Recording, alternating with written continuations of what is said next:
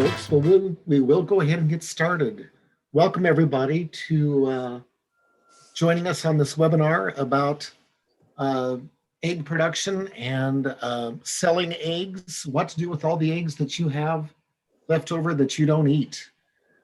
So this will run around an hour or so. We will have time for Q&A after the speakers are done. And please, as you think of questions, please feel free to enter them in the chat box. And then we'll collect them and we'll answer all of the questions afterward. That seems to help us go a little bit better with the flow of it. I'm Wayne Martin. I'm with Extension Livestock Production and tend to focus on small scale producers, beginning farmers, and urban backyard chicken production. I'm based on the St. Paul campus. I also have two other extension educators with us, Abby Noy Schuft, who's waving at us. And Abby is, she is the highly technical lady with all this stuff. She knows how to manage and put together webinars and is a certified expert at this point. Abby, go ahead and introduce yourself. Thank you, Wayne. It's only because I think I'm the daughter of a computer engineer. And but as Wayne mentioned, I am an extension educator for poultry. And while it sort of makes sense that my job title says I should be delivering today's webinar, my area of expertise is actually biosecurity and working with the commercial operations in the state. However, I can handle any of your biosecurity questions that you may have down the road as well. So I'm here today as some technical support, as Wayne and Colleen are my colleagues that I turn to for the small flock and small production management. So thank you all for being here. Thank you. Colleen Carlson is also an extension educator with UM Extension. Colleen, introduce yourself. Well, thanks, Wayne, and it's so glad to be here with everyone, and I want to welcome everyone. Colleen Carlson with the University of Minnesota Extension. I'm a local county extension educator with a shared position between Scott and Carver County. I am a fifth generation chicken raiser, small flock. My grandmother did have up to 200 chickens at one time.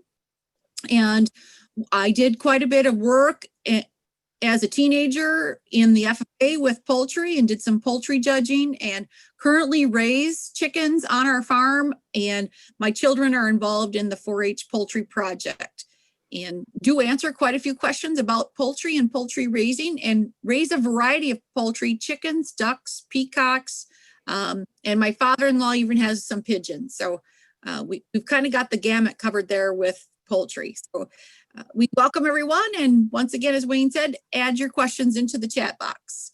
And we're excited to have our speakers today from the Minnesota Department of Agriculture.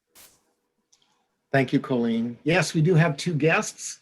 One is Jennifer Steffs, who is a supervisor with meat and dairy inspections. She will be helping answer questions after the presentation is done. Jennifer, introduce yourself, please. Good afternoon. I'm really excited to be here, and I appreciate you asking us to join you with this webinar. I think the topic is a great one, especially with the rise in farmers markets and other sorts of marketing opportunities for our small producers. So glad to be here. I am, like Wayne said, a supervisor with the Minnesota Department of Agriculture's Dairy and Meat Inspection Division, and I work primarily with meat, poultry, and shell egg inspections. And I've been with the state since 1999, and did a fair amount of shell egg work for USDA Egg Marketing Service, and have since turned those reins over to Justin Jarocki, who will be joining us to present today. Thanks again for having me. Thank you, Jennifer. And our speaker today is Justin Jarocki, who is also with Dairy and Meat Inspections.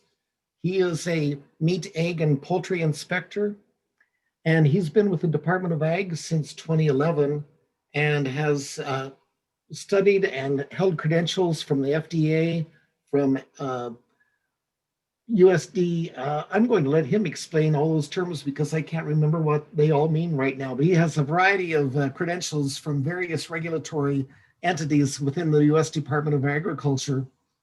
And he also is currently the president of the National Egg Regulatory Officials. And this really, it is an organization with the mission of helping state egg regulatory personnel learn and unify regulations.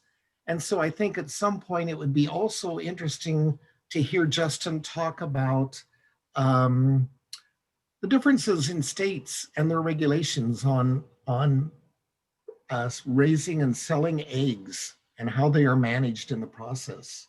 So if we could include that, that would be wonderful. Justin, go ahead and flesh out the details. Tell us about yourself and then go ahead and begin.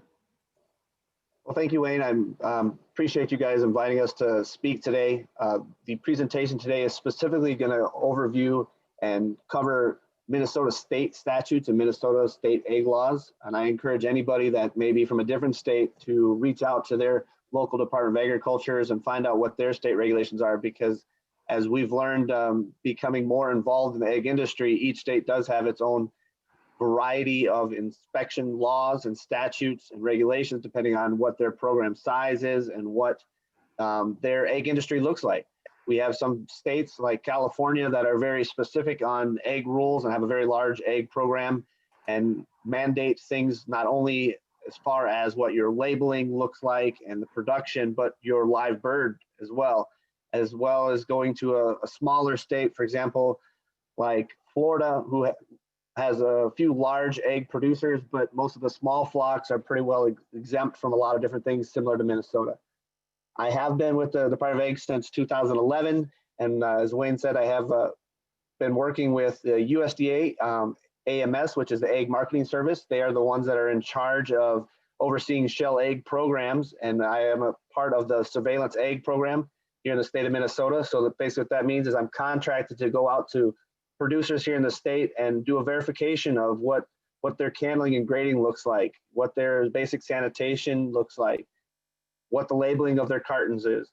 At one point, we are also part of the FDA program, which was a live bird inspection. FDA 107 is part of a program that goes out to the live farms and verifies that they are following certain biosecurity protocols as part of a salmonella enteritidis plan.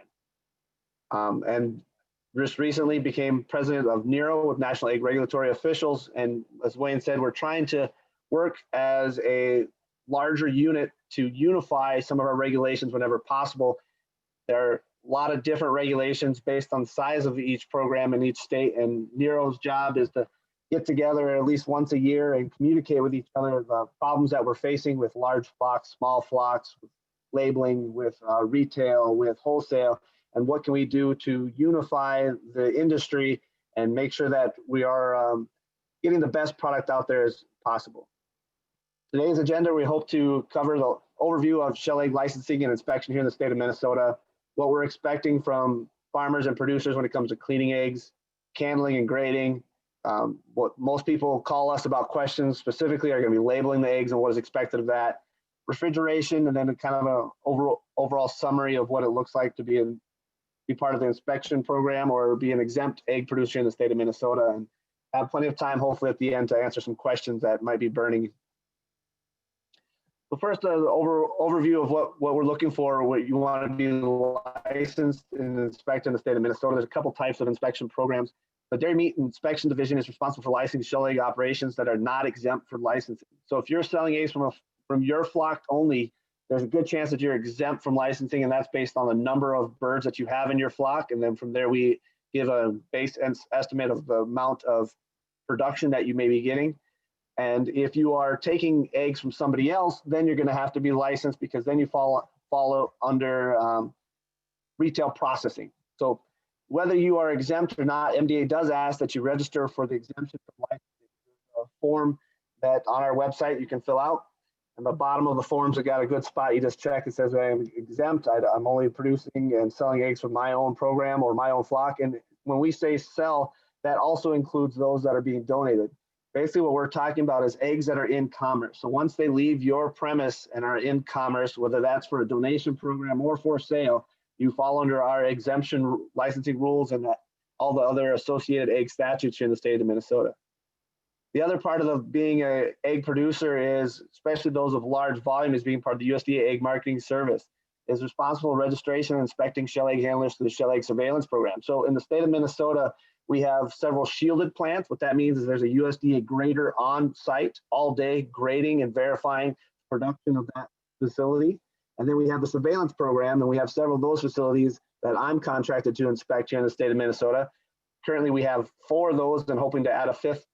And what we do is we go out and just do a random check once a quarter. So once every 3 months, we go out and verify that they're following all the proper procedures when it comes to grading, handling, and labeling their product. With flocks greater than 3,000 layers, they must register with USDA-MS, or flocks that are co-grading. So then they register as a grading station. So that means if you're getting birds from more than one facility, so Farm A and Farm B come together and say, you know what, I only have a few, but you only have a few. If we work together, we have a lot, and we can make something out of this. Then you're considered a grading station, and what's also registered with USDA.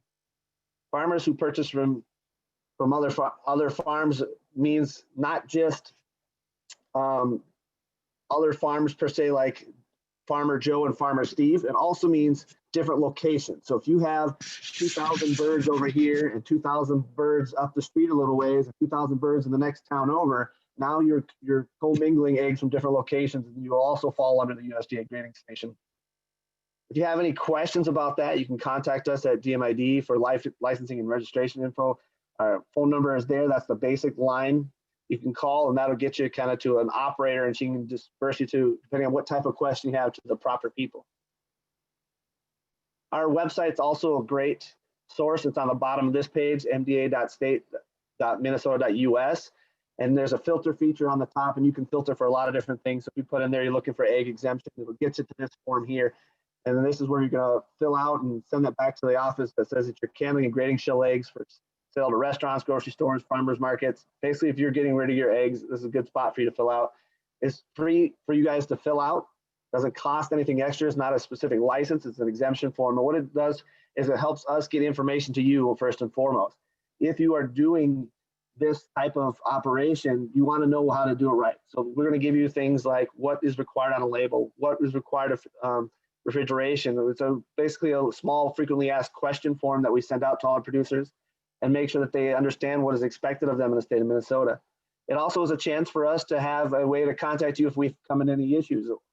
We were talking about this before the start of the presentation, just amongst ourselves as the host, that we've had an issue here in the state in the past, and being able to have a central location to look for small flock producers, get in touch with them and let them know that we're having an issue specifically with poultry and what they can do to make sure that they have maintain a safe farm, whether it's different biosecurity or whether they have to apply for a shipping license to be able to get the eggs off their farm.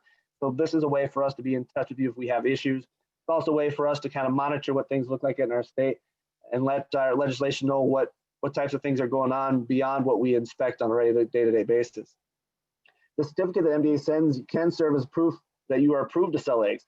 This is another option for those that are selling at farmers markets. Sometimes may go and they say, well, you need to be a licensed producer.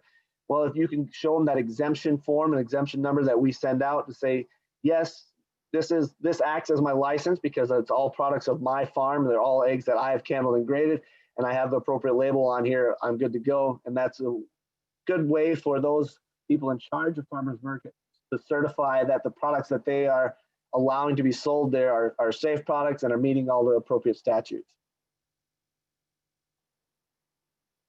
Next thing we're going to talk about is how to properly clean your eggs. This is probably the second highest question I receive, and it's specifically related to what you're going to do as you're cleaning. In the state of Minnesota, wet cleaning using rags, sponges, or other devices to scrub or wipe the hand is prohibited. What I mean is you cannot use water just to kind of spray down the egg and then set it in the carton. There are very specific rules when it comes to using water or wet cleaning here in the state of Minnesota. Eggs are very porous, and using improper wet cleaning methods may be a source of contaminating the egg with bacteria, and that is why in the state of Minnesota it is restricted. Because we are not out there inspecting and verifying you are doing certain things the proper way, and there's a lot of different pieces that go into that wet cleaning, it is easier for us to just say dry cleaning is the best method. So when we say that, we mean dry cleaning with abrasive material, e.g. A light sandpaper, reasonably free of bacterial contaminations. What we mean is you're looking at a small piece of sandpaper, fine grit, that you can kind of get some of that large chunks of product, any fecal material off of there, and try to get it as clean as possible. If you still look at that egg and you see a large fecal stain, or you see stuff that you cannot wipe off, the best course of action is for either you to consume that egg if you trust it, or to get rid of it. We don't want any of those type of eggs going into the carton and being handed out to anybody. And they say, we've had questions about, well, if I wash it, it'll come clean. I said, it may, but then you may cause a different issue because of that porous shell. You may introduce other bacteria and other issues into the egg, which is going to be a bigger issue than just looking at it being dirty. So to use washing equipment for cleaning of eggs, you must meet the requirements outlined in our rule. So we have statutes and rules. Statute is basically the law, and the rule is things that help explain that law. And rule 1520 on our egg cleaning talks about what type of equipment you need to use. What is your parts per million for both iron, and what is your parts per million as far as what sanitizer you're using after that, and water temperature. The temperature of the wash water must be maintained at 90 degrees Fahrenheit or above, and at least 20 degrees Fahrenheit warmer than the temperature of the eggs. So when those eggs come out of those hens, they're above 100 degrees. So that means you have to be at least 120 degree water to start doing that wash process if you're washing warm eggs. And you also don't want to wash cold eggs. We'll say, well, if I let them sit around in the fridge for a little bit, then pull them out. If you start washing cold eggs with 90 degree water, you're going to cause temperature checks, which is an egg that is cracked. And cracked eggs, that's bigger than just being porous. That's a larger issue. And we don't want to send out checked or cracked eggs to our consumers as well. Cleaning and sanitizing compounds or chemicals must be guaranteed in writing by the manufacturer as acceptable for egg wash and sanitizing. What that means is you can't just say, oh, I grabbed some stuff off the shelf. It says it kills bacteria and I use it to wipe my counters down. Can I spray eggs with this? Probably not. Basically, we're looking for a food grade chemical that is appropriate for killing different types of bacteria that may be found in this type of environment. Washed eggs must be sprayed with a sanitizing agent. So if you do get a proper washing system, an automated washer to do this with, then you have to make sure that you have the proper sanitizing. And the rinse must contain not less than 50 parts per million and not more than 200 parts per million available chlorine. So there are a lot of wash systems that use a type of chlorine or bleach system, and that's what these parts per millions are based on. The USDA and USDA ARS, which is the Agricultural Marketing and Research Service of the USDA. So basically they don't have any jurisdiction to do any inspections and so forth. They simply just do research and send out information to make sure that we are on the right path to making sure our food system is safe. They have done an extensive amount of research on different types and actually have a new research study out there that will give you some of those equivalents for parts per million for different sanitizers. And that can be found on USDA's website. Washed eggs must be dry prior to cartoning or casing, and immersion type washers may not be used. So even if you are washing, it can't be immersed. It's got to be a spray system. You start immersion or dipping those eggs, which I've seen a couple farmer sale things like at the Tractor Supply. They have these fancy buckets and it's got a little spinner, looks like a golf ball wash, and you put your egg in there and you spin around to wash it. Bad idea. Please don't do that. If I catch you with it, you can be in trouble. Don't do it.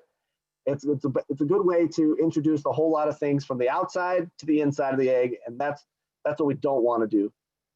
And eggs must be removed from the washing and rinsing area of the egg washer and the scanning area when there's a buildup of heat. So we basically don't want the eggs to start getting too hot. So if you got your cleaner in there and your washing system set up and it's getting really warm in there, you're going to start increasing that temperature of the egg, which is going to degrade the egg. It's going to start causing it to be a different grade than you originally graded it out as. And then you might be sending product out to the consumer that doesn't meet the labeling. So these are all parts that are very important for you to remember if you think you want to start a washing program. I would say most of our small flock producers, this isn't going to be a good fit. This is more for the large producers to start doing, and that's why we give the suggestion of the dry cleaning and just getting rid of any eggs that don't meet the proper cleaning standards. Most of our small producers are going to have that ability to be in the farm or in that barn picking eggs on a more regular basis, which is going to keep them cleaner. They also have the ability to maintain things like the bedding. It's a lot easier to change the bedding in a small flock than it is for those large producers, especially those in confinement. So next is candling and grading eggs. It's an important step to making sure that you're handing out both quality and safe eggs to the consumer. So what is candling? It is the process of using a light to help determine the quality of an egg to detect eggs with cracked shells and interior defects. And specifically, a cracked egg can sometimes not be seen to the naked eye. By using that candle, a nice LED light, a flashlight in a fairly dark room and spinning that egg around, you're going to see a lot of different things in there. And you may see checks or cracks that were not completely visible to the naked eye. Though some of those are so thin that that light is needed to be able to pass through it. You might need to flex the shell a little bit to see certain things, and it's important that you do this candling process. It's also a way to make sure you're checking for those interior defects, and those are things like blood spots, rotten eggs, meat spots, or just double yolks, or things that might not necessarily be a bad thing, but are good for you to understand the nature of your flock. If you start to see too many of certain types of things, it may be a sign or an indicator of other health problems in your flock and be something that you need to monitor.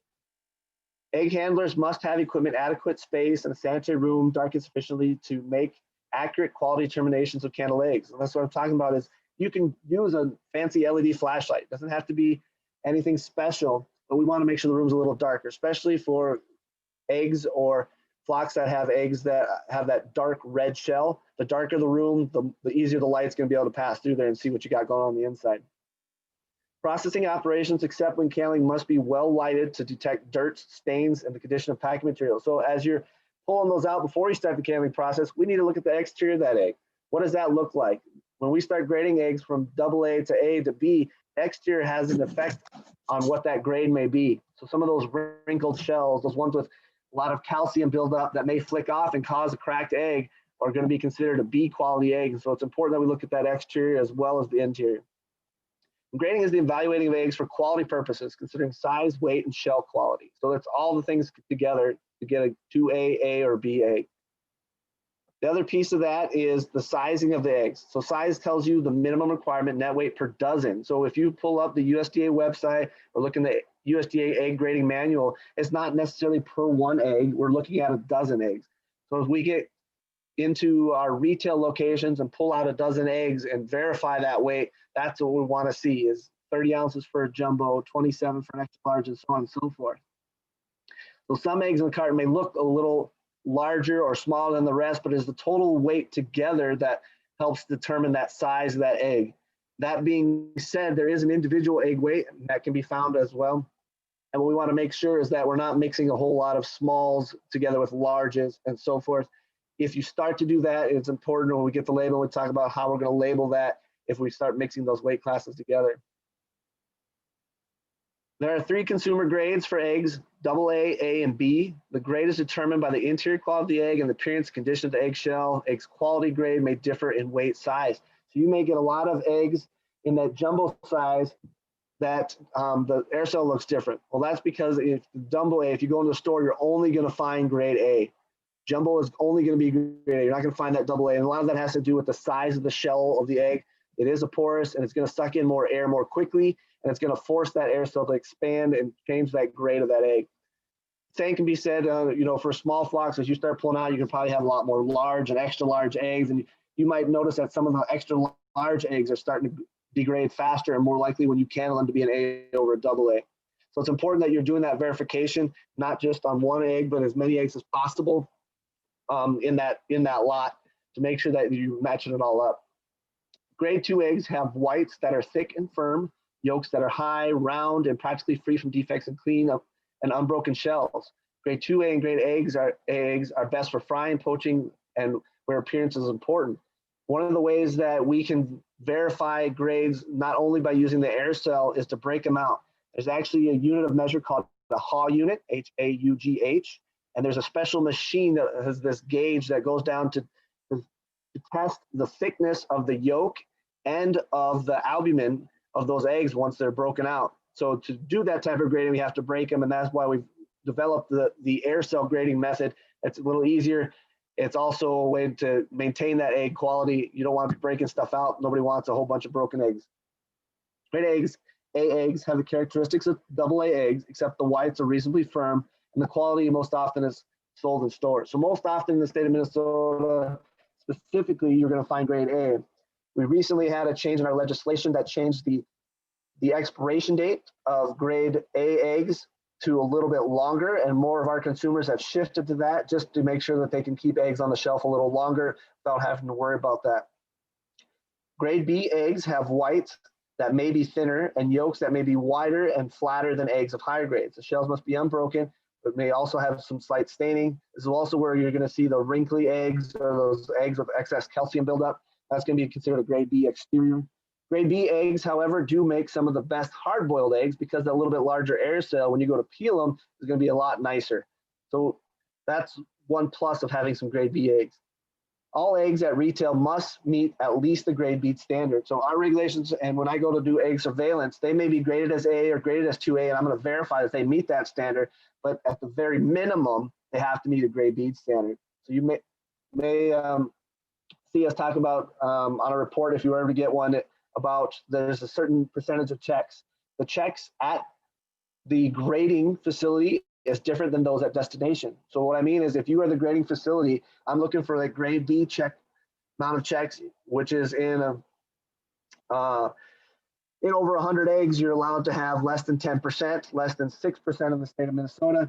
And if you're at the destination, you can go as high as 12 or 13%. You have a few more. Basically, they're accounting for the fact that during that shipping, you may get a little more jumbled up and have some cracked or broken eggs, but all of which still have to meet that grade B standard. This chart may be a little hard to see, but it can be found here at this website link, extension@iowastate.edu. It's a good place and one of the few places that actually ends up having some pictures along with the chart for you guys to kind of take a look at if you're interested later. But it kind of breaks down what we're looking for as a grade A, B, or dirty, or reject. And you kind of compare each one. So as you're grading, you can say, yes, it meets this standard. No, it does not. Or it has to go into that reject pile.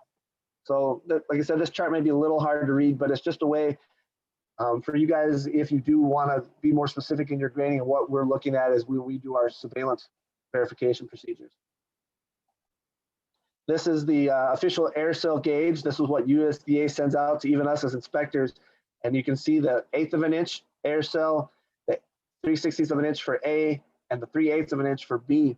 And what you're going to do is make sure you put the air cell up, or the pointy end of the egg down and the large end of the egg up, and you're going to hold this over that top. And when you candle, you can kind of see that air cell and gauge the actual size of that. And if you fit within this size, then you're going to be within those quality standards as long as all the other pieces meet. This can be found on the USDA website. And if you actually contact them, they can actually, well, a lot of they used to, I don't know if they always still will, but they will send this little gauge out. It's a nice laminated version of it. So then it's easier to clean up when you're done too. So labeling and packaging of eggs. After you've done all that grading and candling and verifying what you have, now it's important to get them in a package and get them labeled. Cartons may be reused for selling eggs. They may be, but here's the trick.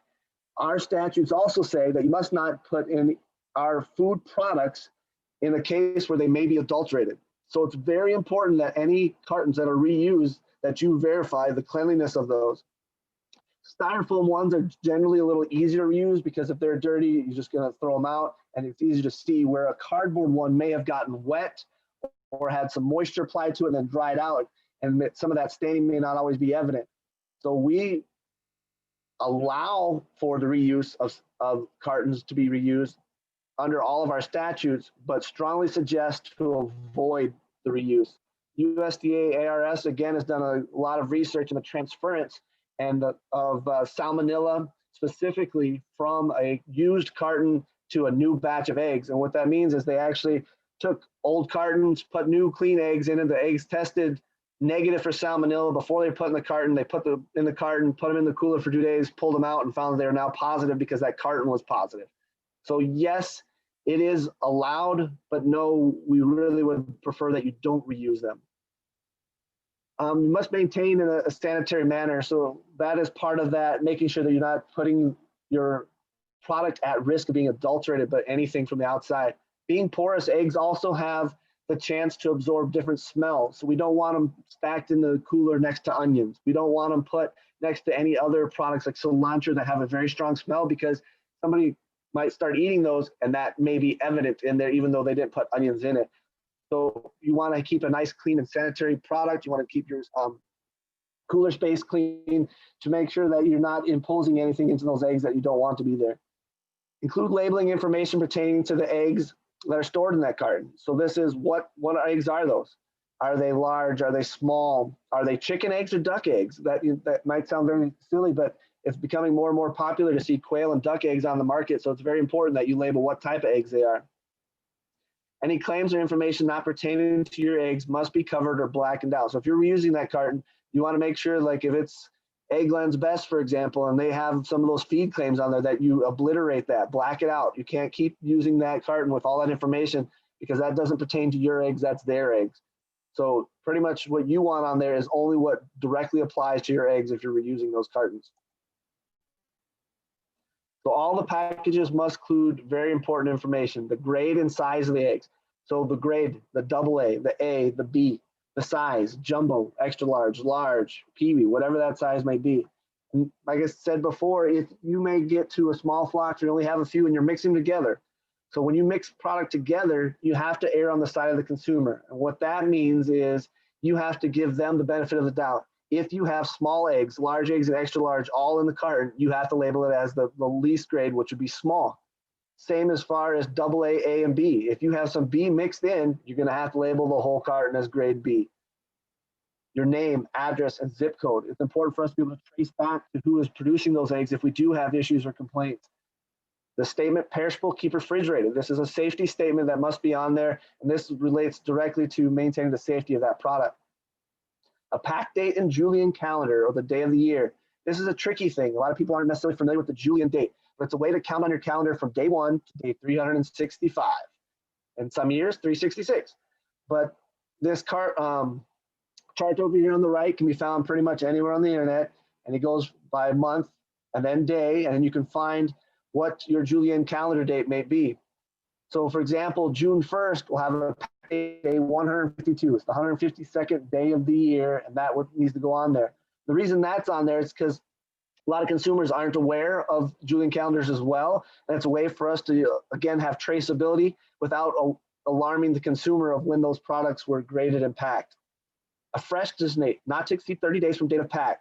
Well, this is specifically true to grade AA eggs. If you are going to label your package of eggs as AA, you are only now allowed 30 days from the date of pack. So if you put June 1st, day 152 is your date of pack, you are only allowed to keep those eggs until July 1st. So that's going to be that expiration, best if used by, or freshness date, however you want to label that date. It's going to be 30 days from that date of pack.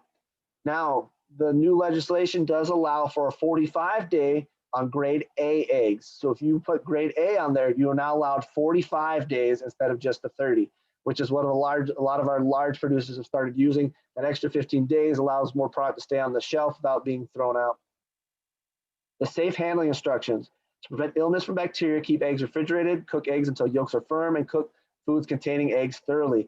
This is another way to make sure that consumer is aware this is a raw product, and even though you may have done everything possible to keep it product safe, you want them to make sure that they stay safe by cooking them appropriately. Refrigeration and storage. After grading and packing eggs, you got it all set up. You must be refrigerated at 45 degrees or less and be maintained at that temperature during storage. Why we refrigerate eggs? Temperature fluctuation is critical to food safety. There's a concern about salmonella. Eggs gathered from laying hens to be refrigerated as soon as possible. And this includes before you wash and grade them. We like you to have them and require them to be after grading, but before grading is also. Let's say you got a 3 in the morning, you're gonna come back in the afternoon and go do a few more. Throw those 3 eggs in the fridge and then you can grade them later. Just put them in a flat that you're gonna mark as the dirty flat, and then you'll get them all out and clean, then they go into a clean flat. After eggs are refrigerated, they need to stay that way. A cold egg left out at room temperature can sweat, facilitating movement of bacteria into the egg and increasing growth of bacteria. That being said, if you are a large producer and using the wet method, there are certain exemptions to bring products up to room temperature before you do the wash process, but then they're doing the complete wash and sanitize. That sanitize to help keep that exterior, that egg safe. Our small producers, if you are putting eggs in the fridge in the morning and then pull them out to grade them, you shouldn't have any issues as long as you don't leave them out too long. You're gonna pull them out, you're gonna grade them, you're gonna put them back in the fridge. You shouldn't have to worry about that very much. It's when you get the prolonged periods of temperature change that you may run into that sweat issue. Product of the farm versus licensed food handlers for refrigeration of eggs. So FSSD, which is our food division, regulates food products out in commerce. So that means the guys that come out and check you at the farmer's market or go to the grocery store and verify certain procedures. So on my end as egg surveillance, I'm only going to go out to those producers that require it, and I'm going to verify the actual grading process and the production, whereas these guys are going to grade the final destination. So a couple differences when it comes to refrigeration. We touch base with FFSD, so our food division, and they kind of simplified it for us and split it between the two pieces. So if it's a product of the farm, you must refrigerate at 45 degrees or less after grading and maintain during storage. If sold away from the farm, so if you're taking them to the farmer's market, in absence of mechanical refrigeration, they have generally allowed a four-hour time limit. That being said, without proper paperwork and accounting for different inspectors, if you show up at a farmer's market and you can't prove that that product temperature is met, they may require you to dispose of them, but they're in general going to give you that 4 hours. So you've got 4 hours to get them sold if you can't maintain temperature. And if you don't sell them with those 4 hours, then they're going to have to be destroyed. To be consistent with temporary food establishment, they have allowed dry ice or cold packs to be substituted for mechanical refrigeration. So you can maintain proper product temp without mechanical refrigeration, but again, you want to make sure that we're monitoring that and keeping an eye with a thermometer on hand. Whereas a licensed food handler, so this is actually a retail facility, a grocery store, a gas station, so forth. They will refrigerate at 45 degrees or less after grading and maintained during storage. Required to provide mechanical refrigeration if eggs are stored more than 4 hours. So if you're going to keep them for a while, you keep them on display, or you're going to keep them, you become a large enough facility where you're going to be licensed and you're going to wholesale to a lot of different destinations. You're going to keep eggs on hand for a while, then you're going to have mechanical refrigeration. If coolers and ice packs in lieu of mechanical refrigeration is used for cold holding, food codes state that they need to limit it to 4 hours. So basically, if you don't have mechanical refrigeration, you get 4 hours before you have to dispose of product. So that's kind of how food has broken down their refrigeration requirements in the statute. And the key here, the key number is that 45 degrees, and that's to kind of limit the growth of bacteria from that logarithmic phase. The colder it is, the better. And that being said, with eggs, we also don't want to freeze eggs because frozen eggs are considered raw and would have to be disposed of as well. So we want to maintain that temperature above 32, 33, but below 45. And that's kind of what I had for today. I'll be happy to start answering questions. I'm going to stop this and see what you guys have in the chat.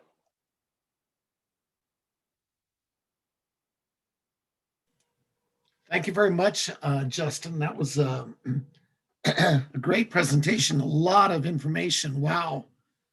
A lot of detail. There are a few questions anyway that have come in. Let's see. So one, how frequently should the sandpaper be changed that is used to clean eggs? Because the sandpaper, we assume, would get contaminated over time. Yes. So what we want is when it becomes obvious that there is organic material on the sandpaper. So as you start going and it becomes to the point where the fecal material is now not coming off the egg, but being imparted on the egg, then it's time to change. A good rule of thumb is probably once every 2 to 3 days, depending on how many eggs you're producing. Well, okay. Can you put it in terms of how many eggs? Like if you have 1,000 eggs one day versus, 200 over 3 days. So a small 4x4 little piece of sandpaper is going to last you about 6 dozen eggs. Okay. 6 dozen eggs. All right. That's good to know. All right. So this morning I had an egg with a blood spot in it, and the whole egg turned red. I didn't eat it, but are those eggs you should probably throw out? Yes. We specifically ones that make the whole egg turn red. If you are getting eggs with meat spots that are larger than 1/8 of an inch, and specifically blood spots, it's a good sign that there may be an issue with that hen. Not always, but is potential issue. And that issue is going to then run the risk of having bacteria on the inside of the egg. And being that you don't know what bacteria it is without culturing it out, the safest thing to do is dispose of that egg. I did that. Yep. Plus it looks bad in the frying pan. Yes. The visual effect, consumers eat with their eyes first. So it's very important that we produce a product that looks good, looks safe before we get to that eating process. So a labeling question. On the on the egg carton, is just the farm name okay, or should the farm owner's name be on the egg carton? Farm name would be okay as long as you include that address. Address, okay. All right. And then Wayne, this is Colleen Carlson with Extension. And then Wayne, one of the questions is, what if you're donating to your neighbor or gifting? Is there a difference? And it kind of goes back to the question the other day with like donating to a food shelf. Where do you put that information on the form to the Minnesota Department of Ag? And then what are some regulations for donating or gifting? And is there a difference, Justin? So as far as the form goes, there's nowhere to indicate where you are selling your eggs. We basically want to know that you are producing and you have that opportunity to get that exemption sent back to you with an exemption number. As far as the donation process, if you are donating to a facility, those specifically must be graded and candled and follow all the labeling requirements. We consider that being in commerce, whether you're donating or selling, we consider that to be the same thing because they deserve safe food too, right? Now, if you're giving eggs to your neighbor, if you're not getting paid from it, we don't necessarily have a whole lot of authority or regulation there. That being said, it's in your best interest to follow all these steps anyway, because you'd hate to have somebody get sick or you hate to have somebody angry and file a complaint and you're not following all the proper procedures. But maybe Jennifer can, if she has a different way to explain that. I think you did a good job there, Justin. And truthfully, you know, you kind of have to think of it as if someone's coming to your home and buying eggs from you directly from your home, your farm, you're kind of exempted from those regulations. It's product of your farm. You don't have a license, and they're coming direct to your home, and they can kind of see the conditions, things like that. Once they're in commerce and they leave your farm, then you have to kind of consider the labeling, the grading and candling, and all those other requirements, especially from the donation standpoint. Is you know, the acceptability of food shelves, or when they accept food, they need to meet all of the requirements of food that would be offered for sale as well. So, you know, we want to consider, you know, how they're labeled and packaged, that they're graded, that they've been refrigerated, because like Justin said, we're concerned about food safety at that point. Another question in the chat box is, should the address label be the address of one of the egg production sites or from the processing site or the address of the farmer's residence? So the answer to that would be, technically we want the processing site because that is where they did the grading and that is where they did the candling and the refrigeration process. As far as the farmer's residence or the production site, the processing facility should be maintaining that record. So part of our regulations and statutes require certain documentation. And so if somebody is taking their products, eggs, to somebody else to be candled and processed and then go out, that processing facility needs to maintain a record of all incoming and outgoing eggs, which means they'd have to say, I got eggs from Wayne. I took in 6 dozen. Of those 6 dozen graded, 5 dozen graded acceptable, and I sent out 5 and the other dozen got thrown away. So they have to maintain that.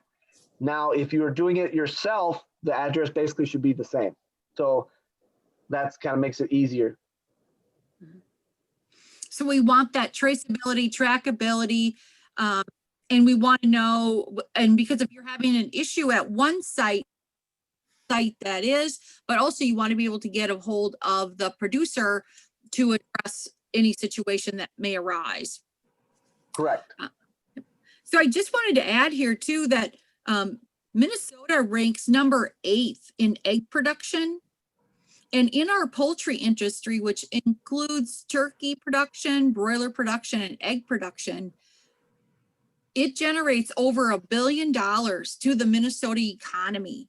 And so we as local producers and small producers also contribute to that. But also if there becomes a problem, whether it's a disease outbreak or from like the avian influenza, or if we have a food security issue, we also impact those large commercial producers as well.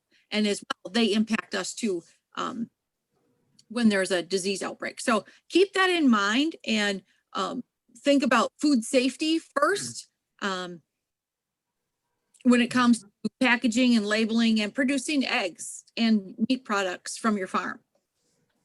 Kind of a fun fact from the USDA, speaking of being number 8, we are one of only 2 states in the union that the USDA considers egg neutral, which means that we consume the exact amount of eggs we produce. Huh. Interesting. Oh, so how many eggs do we produce in Minnesota? I don't have that number offhand, but the USDA has that egg neutral on their map. And so Oh my gosh. on the That's website, you interesting. can see which states are egg negative, which ones are egg positive, and which ones are neutral. There's only 2 neutral states, and Minnesota is one of them. And Iowa is an egg positive state, means they produce way more than they can consume. Oh, yeah. So, Justin, talk a little bit about labeling claims that you can make on a label and what you have to do to be able to prove it. So, for example, that the birds were raised without antibiotics or higher omega-3 content in the egg, that kind of thing. So if you're going to start making claims on a carton, then they must be submitted to us at the agency to do a verification. And part of that verification is going to be documentation that shows you meet what you're saying. So we have several small producers that aren't part of the surveillance program that submitted things to us that have to do with maybe where they're spending their money or what types of feed they have. And if they can't prove that or give us enough documentation that says that they can maintain that throughout their entire process, entire year, which sometimes be difficult here in Minnesota. Some of the claims that we receive are, outside all the time. Well, we generally know that's not always true on most farms because it gets a lot of snow and they're going to be inside sometimes. Yeah. So what you want to say is access to the outside all the time. And so there's certain things we can help you tweak, and we want to make sure that we're verifying what you say is on that label.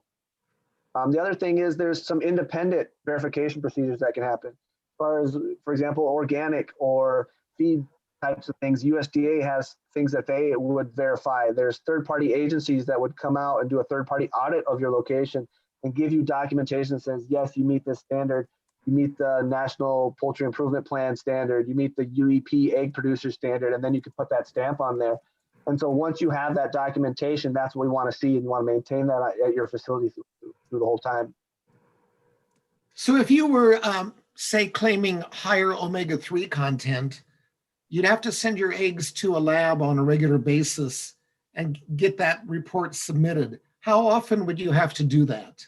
So during initial production, you have to send a certain percentage based on what that lab is going to tell you. So the lab is going to give you a number of eggs, and it's usually based on dozens that they need to be able to grind up and get a positive number that shows some uniformity. And then from there, they're going to give you a set. Most of the time, it's something like once a quarter, you're going to submit X number of eggs based on your production. The more eggs you produce, the more you're going to have to send in. And what happens to our small producers is the number they need to meet their significant standards in that mathematical equation generally equal to everything you produce. So it's generally not cost effective for a small producer to make certain claims like that. They can, and I have seen some, but it's generally those flocks that are closer to 2,000 birds. Okay. Well, Abby submitted an interesting factoid from about the state of Minnesota. 3.2 trillion eggs a year. So we're eating all of those. Way to go, Minnesota. So how much do 3.2 trillion eggs weigh? That depends on the size. Get your calculator out, Wayne. That is a lot of eggs. That is a big omelet. Well, Colleen's statistics she shared on Tuesday is that the average American consumes about 287 eggs a year. Yep. So, I mean, then you multiply that by the population. That's a lot of eggs. Yeah. The interesting part of that too, Abby, we looked at is that egg consumption has increased 15 eggs per capita in the last 5 to 6 years. So people are recognizing, first of all, the value of eggs and that it's a high protein source. And we also suggested that children and older adults include eggs in their diet. And as we age and get older, we don't eat as much, but we're not getting the nutrition always that we need either. So eggs fit into that dietary and nutrition guideline very well in that the complete protein and delivers the vitamins and minerals and the nutrition that we need. Are So there you're any- saying cake is healthy? Depends how many eggs are in it, Abby. Well, all righty. Other thoughts, other questions at this time? We're more than willing to, we have a few minutes left and we're more than willing to answer any questions that you may have. I would add that this webinar has been recorded and will be posted probably next week on our YouTube, University of Minnesota Extension Poultry YouTube channel. So you certainly can refer to that. And I would also add that Jennifer and Justin are more than willing to answer questions. They are great to help people whenever they can. And so by all means, feel free to contact them or us with questions you may have in the near future. Absolutely. That's a great point, Wayne. We get a lot of questions and don't feel that, you know, there is no dumb question in this. There's different, you know, things like labeling that could be a case by case basis, or different situations where you're wondering if a license is required, or, you know, certain things. So absolutely reach out to one of us. Even if you reached out to the U of M folks here, they know how to find us and we'd be happy to help. Great, great. All right. We want to thank our great speakers today, Justin Jarocki and Jennifer Steffes from the Minnesota Department of Agriculture. Your knowledge and expertise is invaluable.